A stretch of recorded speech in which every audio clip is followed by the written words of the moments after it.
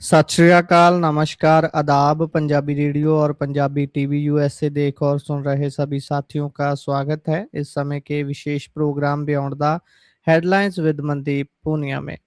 हर रोज की तरह पूनिया जी का इस प्रोग्राम में हमारे साथ साथ होता है और देश विदेश के साथ जुड़ी हुई अहम खबरों पर होती है बातचीत। करते हैं सबसे पहले पूनिया जी का प्रोग्राम में स्वागत। बहुत बहुत स्वागत है पूनिया जी। जी, नमस्कार, सत श्री अकाल, आदाब। नमस्कार, सत श्री अकाल, आदाब। इससे आगे बढ़ते हैं खबरों की ओर। बात करें अमेरिका ईरान के बाद इजराइल हिजबुल्ला में भी सीज फायर हो गया है। ये इसको इस साइड की अगर बात करें इजराइल वर्सेस हिजबुल्ला का, इसमें सबसे बड़ा रोल किसने अदा किया है? क्योंकि अमेरिका की तो ईरान के इजराइल के साथ खटाबड़ी हो गई थी, उसके बाद फिर यहाँ पर कैसे विराम लगा है? नहीं, नहीं, देखिए गुरप्रीत, हम जब 2 दिन पहले इस बारे में बात कर रहे थे कि इज़राइल नहीं मान रहा, उस समय भी हमने ये बात कही थी कि अमेरिका की इज़राइल जो इज़राइल है वो अमेरिका के बिना कोई बहुत बड़ी ताकत नहीं है। अमेरिका और ईरान के बीच में जो पीस डील हुई है उसके बाद जो हिजबुल्लाह और इज़राइल में सहमति बनी है, इसमें देखिए दोनों पक्षों में के बीच सीज फायर शुक्रवार शाम 4 बजे लागू हुआ है। इसमें अमेरिका के एक सीनियर अधिकारी ने भी रॉयटर्स को ये जानकारी दी है, रॉयटर न्यूज़ एजेंसी को, कि अमेरिका और कतर के वार्ताकारों ने ईरान की मदद से समझौता कराया है। तो खैर मतलब अमेरिका भी है उसमें, ईरान भी शामिल है और कतर भी शामिल है। और गुरुवार को ही गोलाबारी के बाद दोनों पक्ष लड़ाई रोकने के लिए राजी हो गए हैं। इसके अलावा मतलब डोनाल्ड ट्रंप का आज एक बयान भी था कि 60 दिन के अंदर डील पूरी हो जाएगी और ईरान को $1 भी नहीं देंगे। ट्रंप ने इसलिए ये कहा क्योंकि आपको पता ही है कि वहां पर अमेरिका में जो अपोजिशन लीडर्स हैं वो जी। लगातार ये बात कर रहे हैं कि 32 लाख करोड़ रुपए ईरान को देने होंगे तो अमेरिका को, तो उसका उसको लेकर ट्रंप ने सफाई दी है। खैर ट्रंप ने एक अलग पोस्ट में ये दावा किया था कि ईरान की जो सैन्य ताकत है वो काफी कमजोर हो चुकी है, उसके एयर डिफेंस सिस्टम और रडार वगैरह कुछ बचे भी नहीं है। खैर यही है कि पीस डील लागू हो गई है और जो अब ये माना जा रहा है कि अगली जो मुलाकात है वो स्विट्जरलैंड में होगी। और उसके अलावा अम, जो इजराइल और लेबनान का जो मामला था उसमें इजराइल और हिजबुल्लाह के पीस डील की भी बात है। तो खैर वैसे लेबनान में इजरायली हमले हुए थे कल, आपको ध्यान हो, जिसमें 3 लोगों की डेथ हुई थी और अभी तक तकरीबन 4000 लोग मारे जा चुके हैं 2-3 महीने के अंदर अंदर। तो साउथ लेबनान में काफी जो तबाही है वो इजराइल ने की है। तो खैर अब देखते हैं कि चीजें कैसे होंगी। हालांकि ईरान ने आज एक नोटिस जारी किया है पर्शियन गल्फ स्टेट अथॉरिटी पीजीएसए का के नाम से। उसमें कहा गया है कि ईरान मतलब हॉर्मुज स्ट्रेट से गुजरने वाले सभी जहाजों के मालिक और कप्तानों को जैसे ही स्ट्रेट ऑफ हॉर्मुज में एंट्री करनी है उससे 48 घंटे पहले सूचना देनी होगी, यानी कि परमिशन लेनी होगी। पर्शियन गल्फ स्टेट अथॉरिटी का ये लेटर है। खैर देखते हैं कि कैसी स्थिति रहती है। और ईरानी विदेश मंत्री जब तक ये लागू नहीं हुआ था तब तक वो इजराइल को कोस भी रहे थे। वो कह रहे थे कि मिडिल ईस्ट में वेस्ट एशिया में पीस के खिलाफ इजराइल है और उसकी एकमात्र दिलचस्पी युद्ध में है। खैर अभी देखते हैं कि पीस डील तो लागू हो गई है कि उसको कैसे माना जाता है, कैसे उसको लागू किया जाता है, ये आने वाले दिनों में हमें पता लगेगा। जी। और इससे अगर हम आगे बढ़ें तो बात राम मंदिर की करते हैं। चढ़ावे को लेकर चोरी का जो मामला चल रहा है उसी के बीच कल भी आपने बात की थी कि योगी दौरा दौरा करने जा रहे हैं राम मंदिर का, और आज योगी वहां पहुंचे और उन्होंने जो बातें कही हैं वो खासा ध्यान खींच रही हैं और लगता है कि योगी सीरियस हैं काफी। देखिए राम मंदिर में चढ़ावा चोरी को लेकर जो सीएम योगी आदित्यनाथ हैं वो आज अयोध्या में पहुंचे थे। उन्होंने हनुमानगढ़ी में पूजा अर्चना की, उसके बाद वो राम मंदिर पहुंचे। इस पूरे मामले के दौरान जो चंपत राय हैं, जो राम मंदिर ट्रस्ट के सेक्रेटरी हैं, मतलब मेन कर्ता धर्ता है चंपत राय, वो योगी आदित्यनाथ के कार्यक्रम से दूर रहे। और इसके अलावा अगर बात करें तो अ, अ, योगी आदित्यनाथ ने एक नैरेटिव बिल्ड करने की कोशिश की है कि भाई 500 साल अगर वेट किया राम मंदिर का तो कुछ दिन और वेट कर लो, हम चोरों को पकड़ लेंगे। क्योंकि अपोजिशन लगातार सवाल उठा रही है कि देखिए राम के नाम पर पैसा खा गए, राम के नाम पर जनता को लूट के खा गए। तो योगी आदित्यनाथ ने विपक्ष को जवाब दिया। उन्होंने कहा कि राम का नारा लगाने पर पहले गोली चलवाते थे। इनके दोगले चरित्र को तो देखिए, राम मंदिर बन ना पाए इसके लिए कांग्रेस ने एडी चोटी का जोर लगा दिया था। सुप्रीम कोर्ट में बेशर्मी के साथ कहा था कि राम तो हुए ही नहीं। वही कांग्रेस आज अयोध्या पर बहुत मचल रही है। तो खैर वो अपोजिशन के ऊपर अनर्गल टिप्पणी उन्होंने की है। अपोजिशन देखिए सवाल तो उठाएगी जब आप राम राम के नाम पर करोड़ों रुपए खा जाएंगे। तो समाजवादी पार्टी के भी ऊपर उन्होंने निशाना साधा। तो कुल मिला के ये एक मीडिया इवेंट जैसा आप कह सकते हैं, क्योंकि उनको मीडिया में बोल अपनी बातें रखने का मौका मिला। अपोजिशन जो सवाल उठा रहा है उनको, ये अपोजिशन को कहीं ना कहीं इनवैलिडेट करने की, मतलब उसकी क्रेडिबिलिटी पे सवाल उठाने की कोशिश की। सच्चाई आपको भी पता है। हालांकि इस पूरे मामले की ढंग से जांच होनी नहीं है। अगर ढंग से जांच हो जाएगी तो जो आंच है वो बहुत बड़े बड़े नेताओं तक पहुंचेगी, और उसमें आपको भी पता, हमको भी पता कि बीजेपी के बहुत बड़े बड़े नेता नप सकते हैं। जो चोरियां हैं वो छोटी मोटी तो है नहीं। 1250 ईंटें रामशिलाएं सोने चांदी की, उनका मतलब 1200-1300 करोड़ की तो वही है भाई साहब।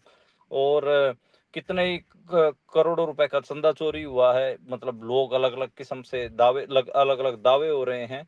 और हालांकि अभी जांच चल रही है। एसआईटी जो वहां पर मंदिर में जो बहुत कम हैसियत के जो कर्मचारी हैं उन्हीं से पूछताछ कर रही है। तो खैर ये सब चल रहा है। और अभी योगी आदित्यनाथ ने आज सारा मामला कहीं ना कहीं अपनी तरफ खींचने की कोशिश की। वहां उन्होंने कहा कि अयोध्या का राजा पूरी दुनिया का राजा होता था।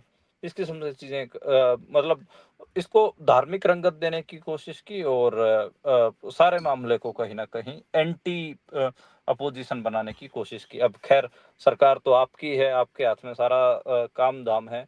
तो जो चोरियां हुई हैं तो सवाल भी आपसे ही पूछे जाएंगे। खैर अपोजिशन को कहीं ना कहीं मुख्यमंत्री घेरते हुए दिखाई दिए।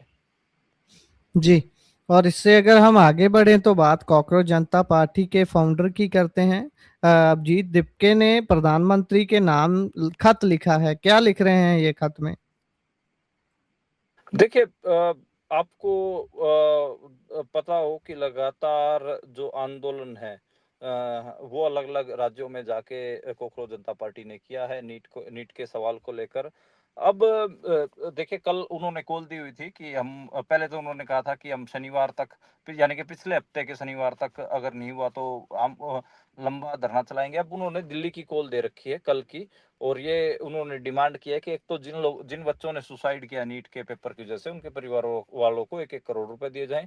और कल ये माना जा रहा है कि कल बड़ी रैली जंतर मंतर के ऊपर दोबारा कॉकरोच जनता पार्टी कर सकती है। अब की बार ये बताया जा रहा है, जो कॉकरोच जनता पार्टी ये कह रही है कि हम जब तक हमारी मांगे नहीं मानी जाएंगी, जब तक धर्मेंद्र प्रधान को का इस्तीफा नहीं लिया जाएगा, तब तक हम जंतर मंतर पर ही बैठे रहेंगे। तो इस किस्म के दावे हैं। खैर अभी देखिए अभिजीत दीप के अलग अलग राज्यों में होके आए हैं, अलग अलग किस्म का रिस्पॉन्स मिला है। तो कल उनका एक हिसाब से लिटमस टेस्ट है। अगर 10,000 के आसपास स्टूडेंट पहुंचते हैं और वहां पर पक्का धरना लगाने में कामयाब हो जाते हैं तो दिल्ली में, तो ये दीप के और उनकी पार्टी का बड़ा स्टेप होगा। पर मुझे थोड़ा मुश्किल लगता है। हालांकि देखते हैं कि चीजें कैसे बनती हैं, क्योंकि 21 तारीख को दोबारा नीट का एग्जाम होने जा रहा है। तो स्टूडेंट्स तो मुझे लगता नहीं कि कल पहुंचेंगे, क्योंकि वो अपने एग्जाम के चक्कर में फंसे रहेंगे, खासकर जैन जीज। तो हाँ, जो ऐसे लोग जो हर आंदोलन में होते हैं, मतलब जो जिन आंदोलनकारी जो लोग हैं वो शायद पहुंच जाएं। तो देखते हैं कि कल कैसे स्थिति रहती है।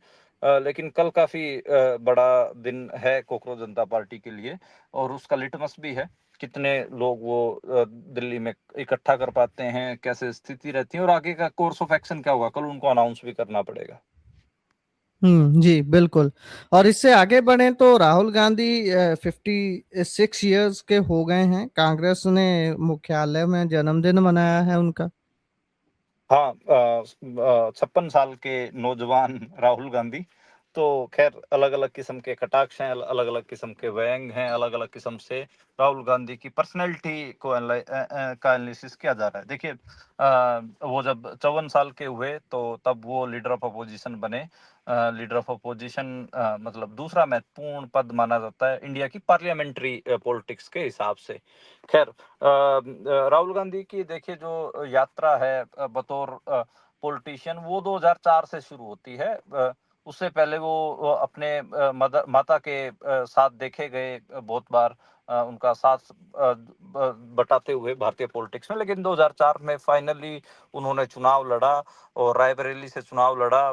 उनको उसके बाद 2009 का चुनाव लड़ा, 2014 में चुनाव लड़ा, लेकिन वो बड़ी कम मार्जिन से स्मृति ईरानी से जीते थे। लेकिन 2019 में आपको याद हो तो 2019 में वो चुनाव हार गए थे रायबरेली से। और उनको अमेठी और रायबरेली दो ऐसी सीटें हैं जो इनकी गढ़ माना जाता है गांधी परिवार का। और फिर वायनाड से वो चुन के आए, लेकिन खैर 2024 में उन्होंने स्मृति ईरानी को हराया। खुद नहीं हराया बल्कि उनके जो पीए थे उन्होंने हराया। राहुल गांधी ने वायनाड से ही चुनाव लड़ा और एक चुनाव सोनिया गांधी ने जो अमेठी की सीट खाली करी थी वहां से चुनाव लड़ा अमेठी से और वो राहुल गांधी चुन के आए। तो ये उनका ओवरऑल कार्यकाल रहा। एक हार उन्होंने देखी है, स्मृति ईरानी ने 2019 में उनको हराया था। इसके अलावा लीडर ऑफ अपोजिशन बने हैं। उनके जब वो कांग्रेस पार्टी के अध्यक्ष बनाए गए थे उसके बाद लगभग 90% चुनाव कांग्रेस पार्टी चाहे राज्यों के हों या फिर देश के हों वो हारी। वो भी एक एनालिसिस है। उसके बाद उन्होंने कांग्रेस पद से इस्तीफा दे दिया, अध्यक्ष पद से, और मल्लिकार्जुन खड़गे इलेक्ट बतौर कांग्रेस के प्रधान चुने गए। अब देखिए अलग अलग छवियां बनाने की बात है और अलग अलग उनके कैंपेन है, उनके थ्रू भी राहुल गांधी की पर्सनैलिटी को देखा जा सकता है।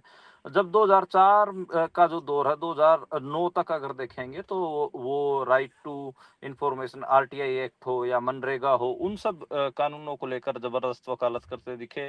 2009 के बाद कई ऐसे हुए जिसमें लैंड एक्विजिशन के खिलाफ, जैसे वो भट्टा पारसोल गए या खाट पंचायतें उन्होंने की। भट्टा पारसोल बेसिकली उत्तर प्रदेश में नोएडा के पास एक जगह है जहाँ पे कांग्रेस की सरकार वहां पर लैंड एक्वायर करना चाहती थी, लेकिन वो वहां पर गए और वो लैंड एक्वायर नहीं हो पाई भट्टा पारसोल में। और उसके बाद एक स्ट्रॉन्ग लैंड एक्विजिशन एक्ट लेके आया गया जिसको हालांकि बीजेपी ने डीरेल करने की कोशिश की 2014 के बाद। उसके बाद आप देखेंगे तो 2014 से 2019 तक राहुल गांधी कोई बड़ा मूवमेंट उस हिसाब से नहीं कर पाए। उन्होंने 2017 में अखिलेश यादव के साथ अलायंस भी किया उत्तर प्रदेश के लिए, खाट पंचायतें वगैरह ये सब करने की कोशिश की लेकिन सक्सेसफुल नहीं हुए। तो 2014 से 2019 तक का जो कार्यकाल रहा राहुल गांधी का उसको लोग थोड़ा सा क्रिटिसाइज करते हैं कि उसमें वो उतना सशक्त तौर पर नहीं उभरे।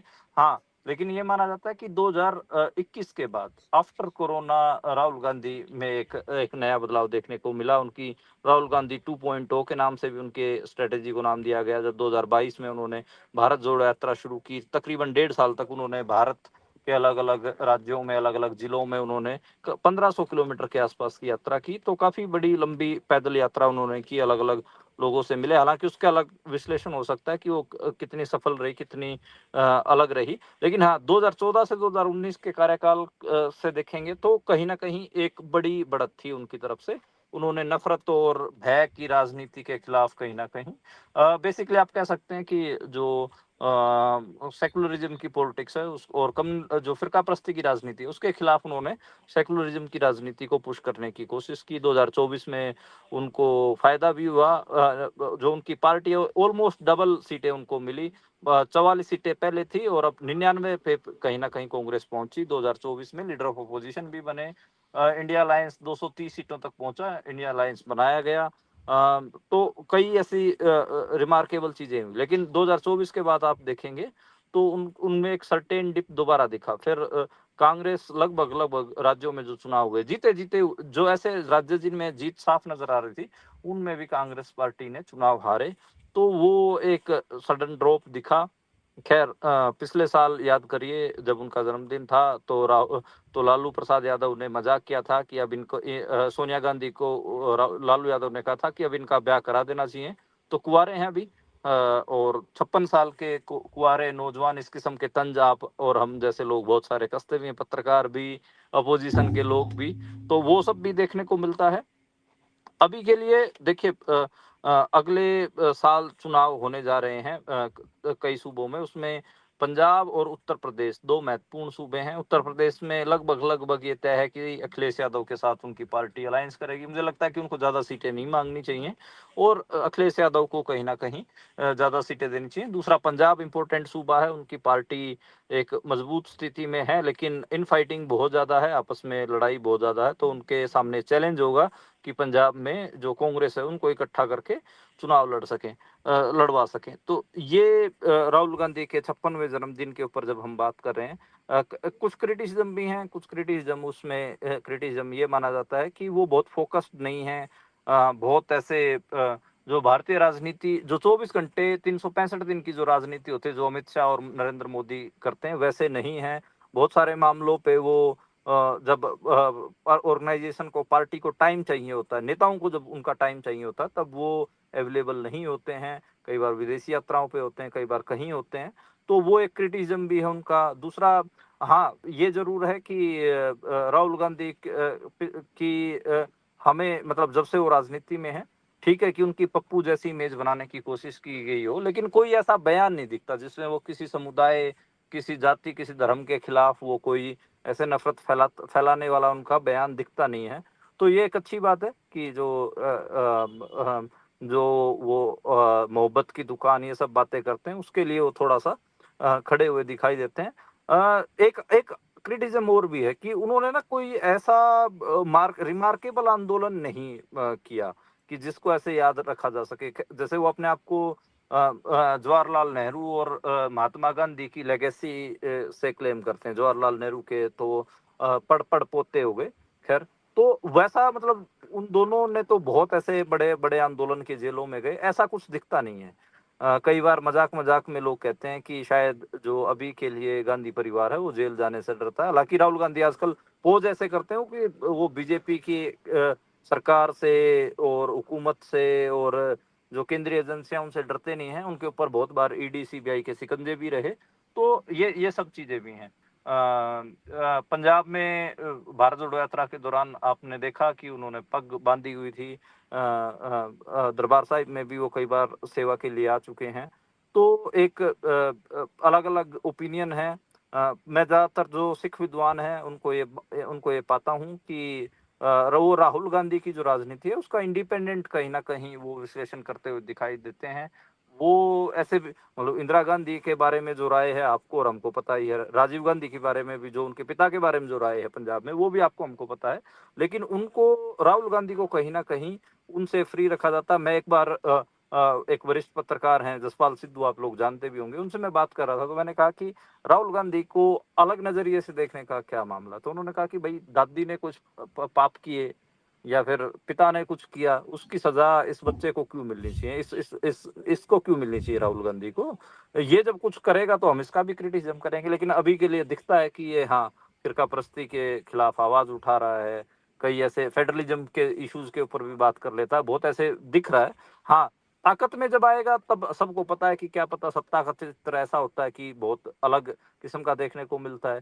और राहुल गांधी का जैसे एक, वो कहते हैं कि राहुल गांधी और सोनिया गांधी को, जसपाल सिद्धू ने कहा कि डॉक्टर मनमोहन सिंह, ये जो तिकड़ी रही, इसमें 2004 से 2014 तक कोई ऐसी चीजें नहीं दिखी जिसके ऊपर इनको मतलब बहुत ऐसे क्रिटिसाइज किया जा सके। और डॉक्टर मनमोहन सिंह को के बहुत सारे जो अच्छे काम है उनमें कहीं ना कहीं हाथ बटाते हुए भी दिखे राहुल गांधी।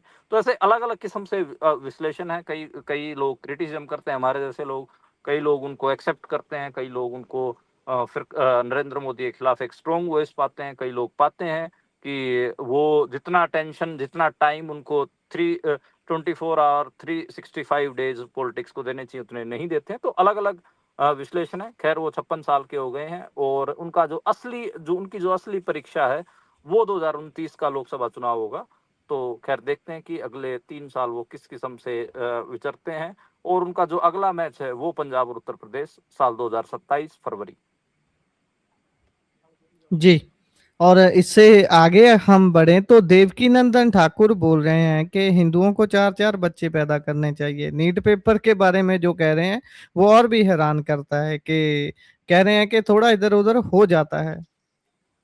देखिए आपने देखा होगा कि जब राम मंदिर की चोरी का मामला आया है, उसके बाद जो मथुरा में कृष्ण मंदिर है, कृष्ण जन्मभूमि है, वहाँ पर भी बहुत सारे ऐसे आवाज़ें उठी हैं, जिसमें ये कहा गया कि यहाँ पर भी चंदे की चोरी होती है, सीसीटीवी फुटेजेस गायब हैं, बहुत सारे ऐसे सवाल उठे।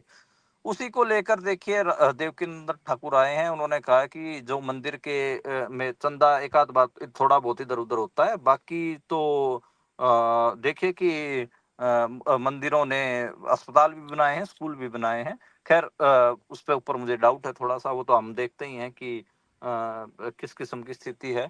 मतलब इवन कॉलेज बंद करने तक का जो श्रेय है, वो आजकल के मंदिर ट्रस्टों को जा सकता है। एक केस हमने देखा भी था जम्मू कश्मीर में। तो अभी खैर मैं आज ही किसी हमारे एक दोस्त से बात कर रहा था, तो वो उसके सामने ही मैंने एक खबर खोली हुई थी, तो उसने मेरे को कहा कि अब बहुत सारे ऐसे मंदिरों के ट्रस्ट हैं जो बहुत अमीर अमीर हैं, लेकिन वहां पर वो खाना तक श्रद्धालुओं को प्रोवाइड नहीं करते। भंडारा बेसिकली, जैसे सिखी पंजाबी लैंग्वेज में लंगर होता है, ऐसे ही हिंदी में भंडारा होता है हिंदू धर्म में। तो भंडारा जी, या फिर खाना जो ऑफर है, फूड है, वो ऑफर नहीं किया जाता। उन्होंने जी, वैष्णो देवी जो ट्रस्ट है उसका एग्जांपल दिया, बोला कि बोले कि हम लोग गए हुए थे परिवार के साथ, वहां पे पैसे में खाना मिलता है और वो काफी महंगा जो ट्रस्ट है वो परोसती है। तो ऐसे और भी बहुत सारे एग्जांपल उन्होंने दिए, तो मैं भी देख रहा था कि हाँ बहुत सारे जो ट्रस्ट वगैरह हैं इनमें गड़बड़ियां तो हैं। और इसमें दिख भी रहा है, हालांकि ये जो बाबा वगैरह हैं ये ऐसे जब बात आती है इनके ऊपर की चंदा चोरी कर रहे हैं आप जनता से, जो भगवान के पैसे हैं उनको उनका लूट कर रहे हैं, तो फिर ऐसे कहने लग जाते हैं कि हिंदुओं 4 बच्चे पैदा करो, धर्म खतरे में है, इस किस्म की स्टेटमेंट देने लग जाते हैं। नीट के एग्जाम पे अब देखिए बयान क्या है कि अरे एक आध बार थोड़ा बहुत इधर उधर हो जाता है, ठीक है। तो वो कोई मतलब इसको कैसे देखें? मतलब एक तरफ आप कह रहे हैं हिंदुओं को 4 बच्चे पैदा करें, अरे भाई जिन्होंने एक एक दो दो करे हैं, जो अपने बच्चों को फेयर एग्जाम तक पढ़ाई के लिए फेयर एग्जाम दिलवाना चाह रहे हैं, उनको फेयर एग्जाम तो दिलवा नहीं पा रहे। 4 बच्चे पैदा कर लेंगे किस लिए? कि ताकि दूसरे धर्म के साथ लठ बजाया जा सके, यही आप कह रहे हैं कि धर्म की रक्षा के लिए 4 बच्चे पैदा करो।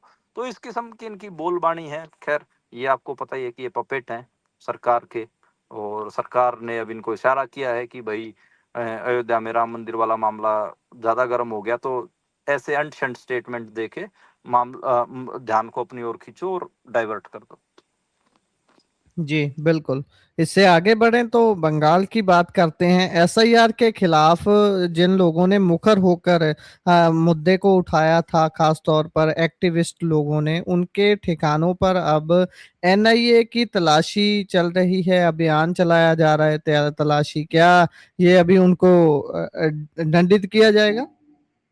ये बड़ा अजीब है कि एसआईआर का जब मामला चल रहा था, तो ऐसे सिविल सोसाइटी के एक्टिविस्ट या फिर नागरिक स्वतंत्रता की पैरवी करने वाले लोग, जो जनसमूह थे, जन आंदोलन के लोग थे, वो बहुत सारे चिंतित थे। उन्होंने अलग अलग सवाल उठाए, कोई कोर्ट गया तो किसी ने आंदोलन किया, कोई स्टूडेंट एक्टिविस्ट थे, कोई कुछ थे। उन सब के जी, घरों में अब एनआईए पहुंच रही है और कहीं ना कहीं उनको तंग किया जा रहा है। इवन अ, जो महिला आंदोलन की औरतें हैं, उनको भी तंग किया जा रहा है, और अलग-अलग जगह पे कहीं एनआईए पहुँच रही है, कहीं कोई कुछ पूछ रहा है। तो उनकी किताबें, उनकी उनकी एक्टिविज़्म की फाइलें, उनके डॉक्यूमेंट सब ज़ब्त किए जा रहे हैं। तो ये आप देख ही रहे हैं। हालाँकि बंगाल में तो इससे ज़्यादा खराब हो रहा है कि नेताओं को आपको पता है कत्थे और बनियान में घुमाया जा रहा है, बंगाल की पुलिस घुमा रही है। हाई कोर्ट में मामला पहुँचा था, तो हाई कोर्ट ने पुलिस को डाँटा, फटकारा भी कि भई तृणमूल कांग्रेस के नेताओं को आप ये कैसा सलूक कर रहे हैं? आप अरेस्ट करिए, कोई मामला है, या कौन-सा मतलब हुआ कि आप उनके कपड़े निकाल के सड़कों के ऊपर परेड कर रहे हैं। पुलिस को किसने ये मतलब ताकत दी? आप इस बात को ना थोड़ा-सा गुरप्रीत, मतलब नॉर्थ इंडिया तो सोच ही नहीं पा रहा है। भारत के जो खासकर दिल्ली के इर्द-गिर्द लोग हैं, तो सोच ही नहीं पा रहे हैं कि क्या जी। स्थिति अभी बंगाल में बना रखी है। अब ये 20-20 सांसद जो भागे हैं तृणमूल कांग्रेस को, ऐसे ही थोड़ी ना भागे हैं। तो यही स्थिति है कि बंगाल में मतलब जो बीजेपी है वो डर का और डंडे का राज कायम कर रही है, और खैर जो बंगाल के चुनाव की लूट हुई है वो तो हम सबके सामने है ही। जी, बिल्कुल। इससे आगे बढ़ें तो पंजाबियों के अपमान पर विपक्ष का हल्ला बोल हुआ है। हाँ, आपको ध्यान हो कि जो भाजपा के नेता हैं, उन्होंने एक पंजाबियों को लेकर बड़ी घटिया स्टेटमेंट दी और उसी के कारण ये जो आंदोलन है ये देखने को मिला है। इसमें कांग्रेस और आम आदमी पार्टी ने चंडीगढ़ में, पंजाब में अलग-अलग जिलों में आंदोलन किए हैं और इसमें यही है कि जो बीजेपी के जो नेता ने जो स्टेटमेंट दी थी, पहले मैं आपको मतलब जो बीजेपी के प्रधान हैं मल्होत्रा, उनकी स्टेटमेंट बताता हूँ। आपको ध्यान हो कि जो चंडीगढ़ भाजपा के जो प्रधान हैं जतिंदर कुमार मल्होत्रा, उन्होंने स्टेटमेंट दी थी कि जो पंजाबी हैं वो तो इमोशनल फूल होते हैं। तो उसी को लेकर ये पूरा मामला देखने को मिला है और इसमें उनकी मुखालफत की गई है। तो जो पंजाब कांग्रेस थी, उन्होंने भी जितेंद्र पाल मल्होत्रा के पुतले फूके हैं, आम आदमी पार्टी ने भी फूके हैं और ये कहा कि पंजाब की गरिमा और लोगों की जो भावनाएं हैं उनको ठेस पहुंचाई है। खैर, अब देखिए, मैं मेरे को लगता है ना, कई बातें अलग अलग लगती हैं कि कोई स्टेटमेंट देता है, ठीक है, उसके ऊपर आंदोलन कर दिए जाते हैं, लेकिन जो रियल इशू होते हैं उन पे आंदोलन नहीं होते। मतलब ये बिल्कुल, क्या करते हैं कि एक खराब स्टेटमेंट देगा कांग्रेस वाला तो बीजेपी और आम आदमी पार्टी वाले सड़कों पे उतर जाएंगे, एक बीजेपी वाला देगा तो ये बाकी की पार्टियां आ जाएंगी।